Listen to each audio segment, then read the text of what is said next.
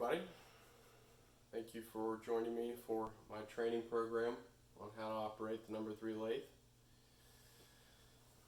Tonight we're going to discuss how to safely operate the number 3 lathe, and I'll go a little bit over the importance.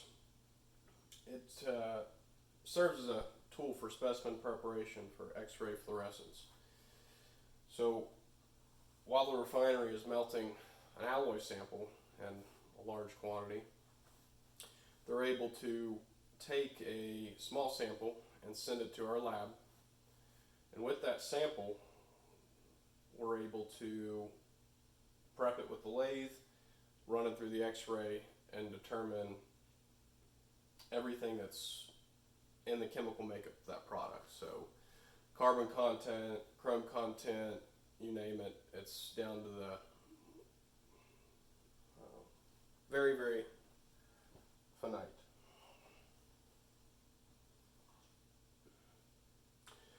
So our objectives for this program is to understand how to operate it, obviously. We're going to be going over how to don with the proper PPE, how to load the sample, how to check that machine guard is in place, how to perform the first pass, that'll be a skills test that we'll go over, the final pass, and then how to unload the sample safely. So objective 1, donning the proper PPE. PPE is a must. I mean, it's equipment worn to minimize exposure to hazards that cause serious workplace injuries and illnesses. We know this. We're going to go into a little bit more detail later on the importance of wearing all necessary PPE so we can prevent injuries. This is pictures and listings of all of the necessary PPE required to operate. We've got our steel toes on with non-slip, our safety glasses, our nitrile gloves. We've got a tucked in shirt, no loose clothing, no hoodies, strings, non-slip flooring. That's kind of works together with the no slip shoes to make sure no slip, trips, and falls. And then for people with long hair, you got to make sure you're tying your hair up, nothing loose on you whatsoever. That way you don't have to risk it getting caught in the lathe. Objective 2, loading the sample. So we're going to be using the chuck key that you see down here, and that goes in this bolt, I guess you'd call it, and that loosens up or tightens the chuck. These teeth right here, they kind of expand and then contract to hold a circular round piece. It's also important to load the sample so it's flat facing, and then we've already gone over tightening the chuck when the sample's in there. Objective 3, lowering the guard before turning the lathe. This is extremely important. Over here we've got a picture of the guard up in the position that you would use if you were loading a sample or unloading a sample, changing the cutter. And here with the guard down, and that's going to be what we use while we're operating the lathe. That's the position it should be in. Objective 4, perform the first pass. So when that sample is sent to us, it comes something like this. We call that a slug, actually. We cut that piece off, which we're not going into detail tonight. Our other operator will perform that. He'll pass it on to us, and then we're going to perform the first pass. So tonight we're going to learn how to create a bevel, and that's pictured right here. As you can see, it's kind of a slight angled area around the side, and then we're going to take the blade and do a rough cut across the top of the surface, so you can see right here cleaned up.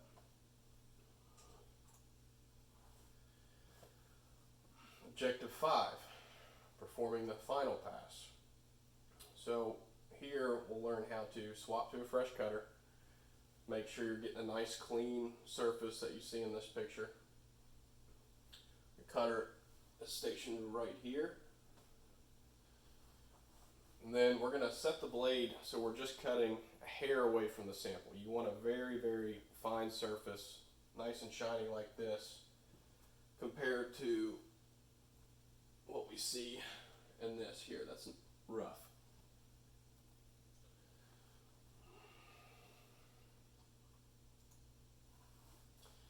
And objective 6, unloading the sample. It's important, obviously, to de-energize the machine, shut it off. Then we're going to go back to one of our other objectives and using this chuck key to loosen the chuck. Those 3 teeth prongs will expand and you can take the sample out. And it's important to keep the chuck key to the side. That way, if it does turn on, it's not going to get thrown from the machine. Hazard identification. As we've reviewed a little bit already, operating a lathe can be dangerous with improper training. My goal throughout this program is not only to teach you how to operate the number 3 lathe, but to help you do it safely. Over the next few slides, we are going to go into more detail about all these hazards.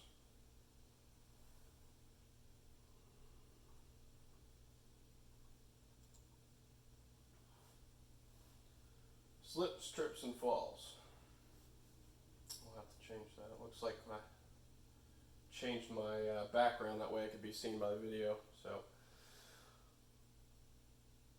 catching a hard edge while falling can cause an injury. Everything in this area is hard. You don't want to run up to it and hit it. Not only are the steel toes we're wearing very important, but non-slip flooring should be in place as well. Falling into an operating lathe can be deadly. And these parts are spinning, definitely don't want to get caught in between them. So, boots, non-slip flooring.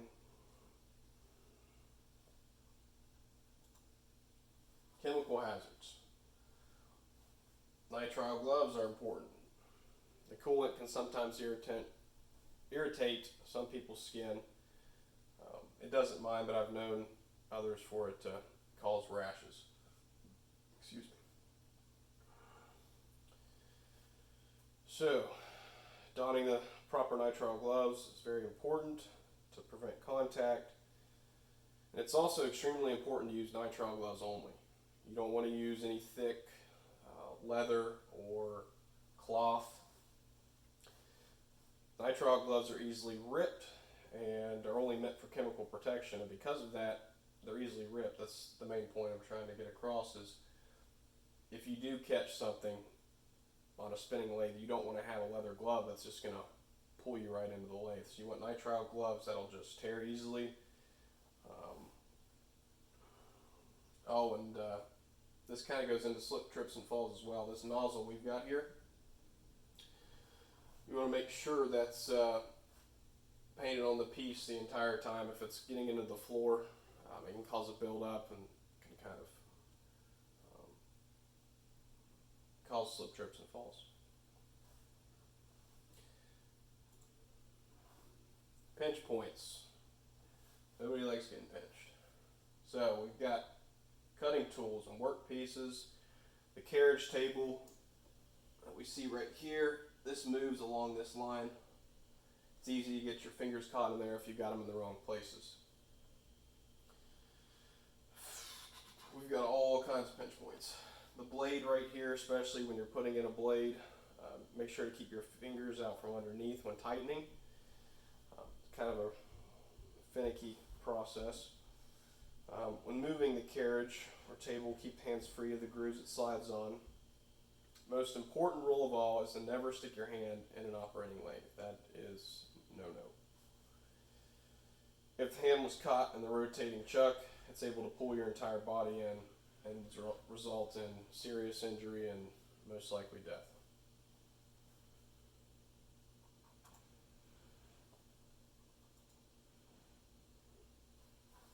Cuts and laceration hazards. So here we've got a picture of our blade sharp edges, be careful with those. The burrs, as soon as that piece is cut and transferred to you, the edges on these are extremely sharp. You got to be careful about when to handle it safely.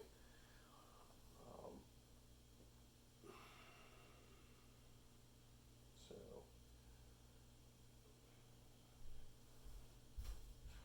careful where you put your hands.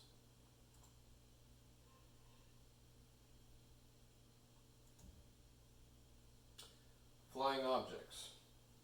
Unsecure samples that we were talking about, loading the sample originally. Make sure that chuck key is tightened as much as you can get when you're starting. You don't want a loose sample in there, because when that piece starts spinning, if that sample gets loose, it's flying off like a projectile. I've heard of people getting seriously injured and actually killed around us from a piece that flew out of a lathe. A young guy, real sad story. And also, big thing, take that chuck key out as soon as you're done with it. Once you tighten that lathe, that chuck key needs to come out and set to the side. This right here, this is debris, this is burrs that are created from cutting. You're shaving off this metal from the sample to polish it. So you're going to have some type of byproduct that's going to be dangerous for cuts. It flies off when the machine's going. The guard in place mitigates all that, keeps most of it out of harm's way. So it's important to use that as well. Burn hazards. Not using the right coolant can cause extreme heat buildup. So the coolant that we set aside for you, make sure to use. The coolant nozzle is right here is pictured. You want that directly spraying onto this test sample when cutting.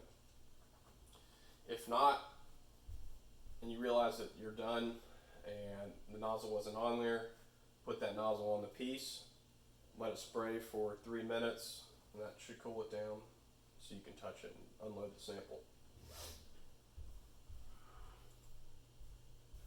Pre-test. Test time. Here we go.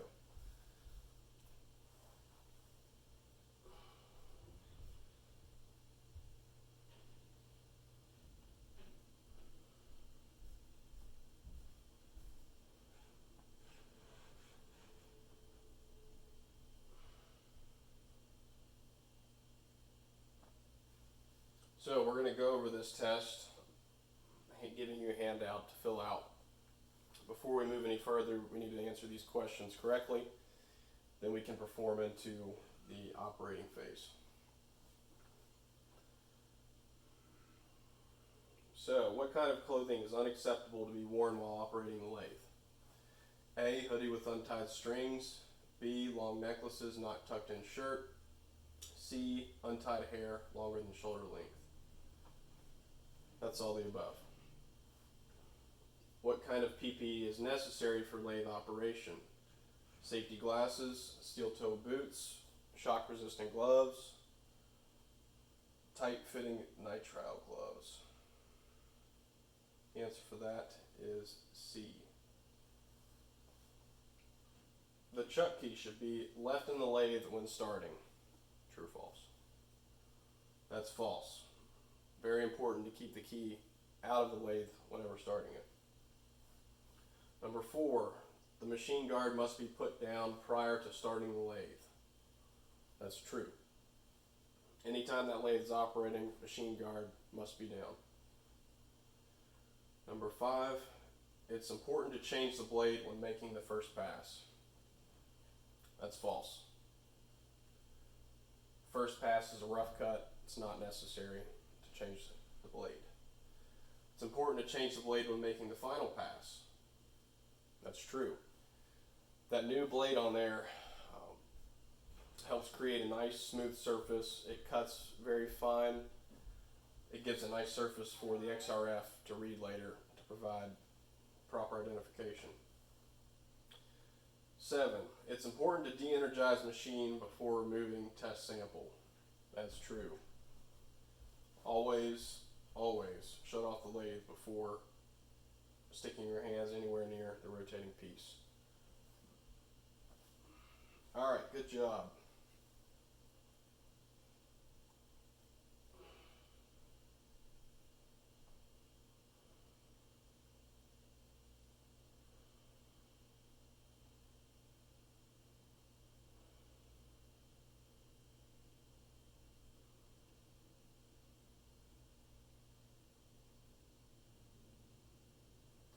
Performance check. Okay, here we go. Now we're going to perform the steps to operate the lathe together. I don't have the lathe with me tonight. This PowerPoint is meant to be presented in the operating room. So next time we'll get to that. Donning the proper PPE. Okay. So I'm going to do this with you. We're going to act as if we are working on the lathe. I've got my safety glasses on. I've got my steel toes here, which I'm going to put those on.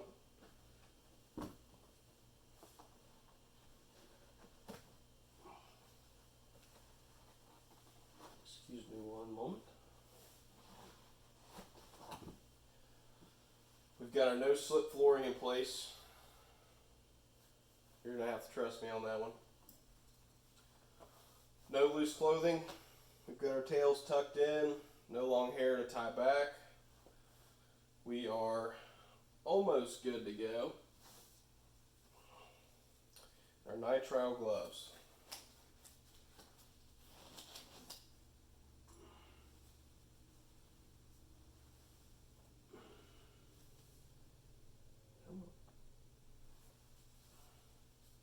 Man, that's two now.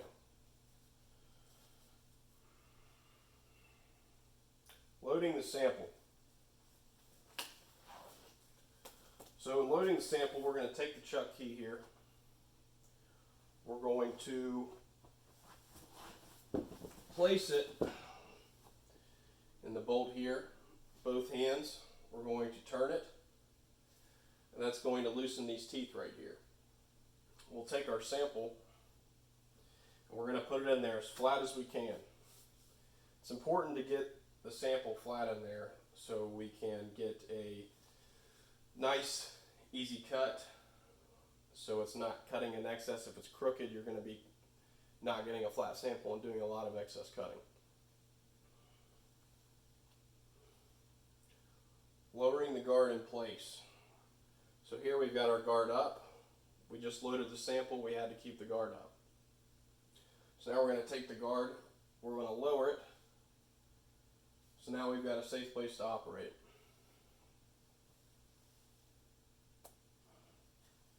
Completing the first pass. So this is important. Now we're going to operate the controls on the lathe. This handle here, we're going to spin to pull the lathe towards us or away from us, the cutter. This handle here is used to operate the lathe to make it go backwards or to make it go forwards. The sample's loaded. We've got a cutter in there. We're going to take the lathe up close to the piece, then we're going to back it up just barely and put it so the cutter is angled right here on the side of the test sample. We're going to create that bevel. Start the lathe once we're in place. Now we're going to gently take our rotating handle into the side of the piece. We're going to create that angle that we've got with the cutter, and it's going to create a bevel. So now that we've got our bevel, we're going to back it up towards us. We're going to back the lathe just back to the surface of this sample. Now we are going to take a first pass across the surface of the sample and clean that up a bit.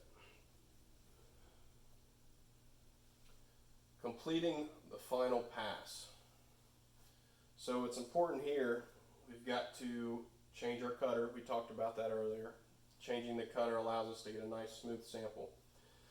So we're going to shut the lathe off. We're going to back the lathe up. We're going to take our hex wrench and turn the cutter. Each one of these are blades. This has 3 cuts before it's spent. So now that we've got a fresh blade on there, we're going to tighten that up. Be careful not to get your hands in the pinch point. We're going to lower the guard, and now we're going to take the lathe towards the sample again. So now we're sitting right in front of the sample. We're going to turn our lathe on, and we're going to set it up so we're just going to cut a tiny hair right off the surface of that sample. So we'll hit start, it'll run, we're cutting off just a hair. You should just see a fine, like very, very fine string just coming off.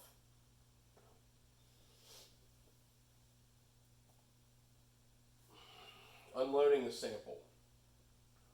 So now we're going to take our chuck wrench again. First, de-energize the machine. Shut the lathe off. Take that chuck wrench, pull up the guard, loosen the chuck with the key. Place in this hole. The teeth are going to release. Take your sample. Now you've got a finished product. This sample can be sent to XRF and be tested. Post-test. All right, time for a review.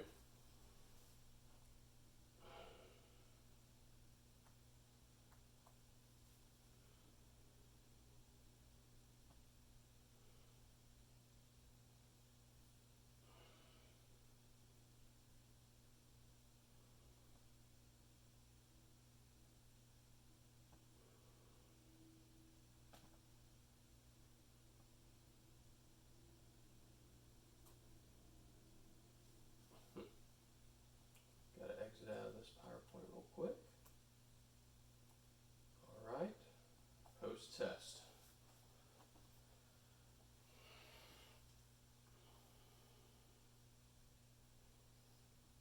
I feel well informed on how to safely operate all lathe controls. Now, this is for you to answer. I'm giving you this handout.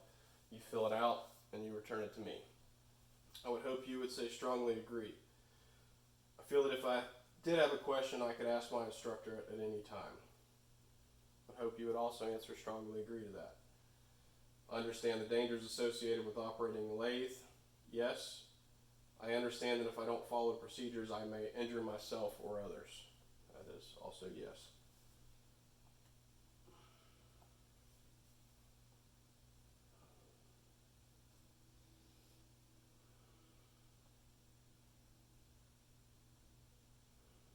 Start me on the right line, darn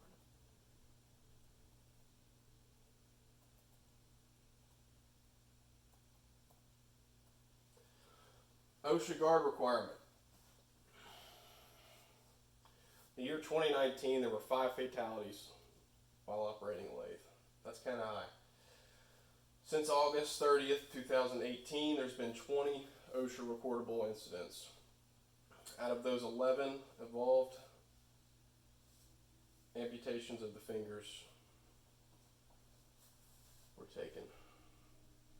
Paragraph 5.3 of the NCB 11 states, now this is summarized obviously, OSHA and ANSI requires that a guard be in place while operating a lathe.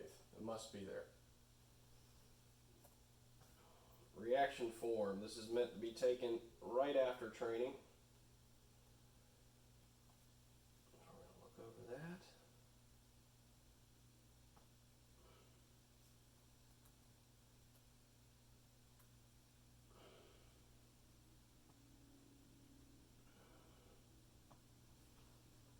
I'm giving you this handout to fill out. What is your overall reaction? Hopefully very good. How comfortable do you feel performing the task after training? Hopefully very good. Do you agree with the instructor's teaching methods? I hope so. Very good. Did the instructor stay on track throughout training? I hope so. Do you believe this training method will work with most people? Did the instructor perform the training in a professional manner?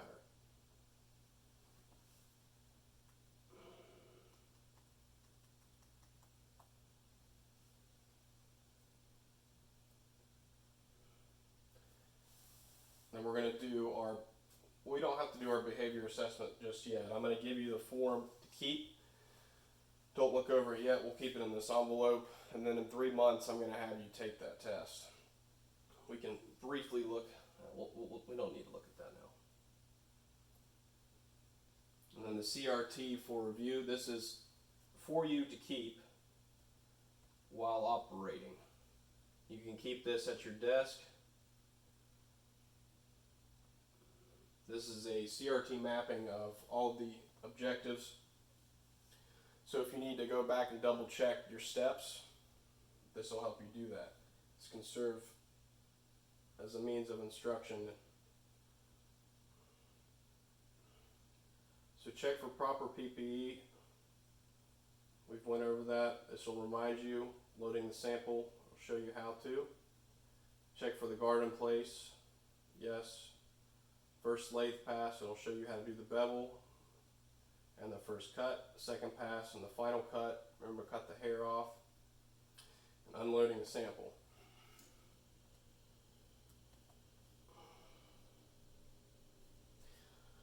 Alright guys, thank you a lot for your participation. I hope that you got a lot out of it, and now you can feel confident enough to operate a lathe.